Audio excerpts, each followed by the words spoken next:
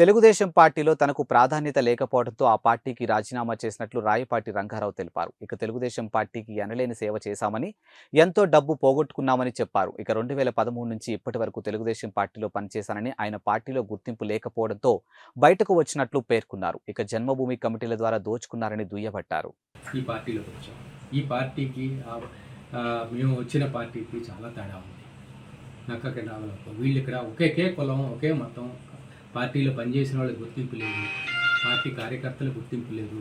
కార్యకర్త సంక్షేమం అంటారు. ఎంతమంది కార్యకర్త సంక్షేమం ఇచ్చారు, ఎంతమందికి ఇన్సూరెన్స్ ఇచ్చారు, ఎంతమంది ఆదుకున్నారు చెప్పమని. లెక్క ఉంటుందిగా, అన్నీ మెయింటైన్ చేస్తారు చెప్పమను, ఫిగర్స్తో సారమ్మను.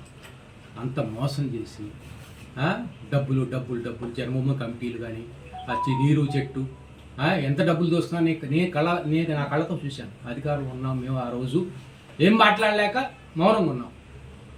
అది మిగతా వాళ్ళు గమనించలేదు అనుకుంటారా? మిగతా వాళ్ళు ఊళ్ళో అందరూ గమనిస్తారుగా, ఏ గ్రామాల్లో అయినా సరే వాళ్ళు గమనిస్తారుగా, దోసుకుంటున్నారు డబ్బుల్ని. ఏం చేశారు? 2 లక్షల కోట్లు, 2.5 లక్షల కోట్లు ఏ సంక్షేమం ఇచ్చాడా చంద్రబాబు నాయుడు? ఏం చేశారు చెప్పండి. ఆయన సొంతగా నేను అన్ని లక్షల ఉద్యోగాలు తెచ్చాను, ఇన్ని లక్షల ఉద్యోగాలు తెచ్చా అంటాడు.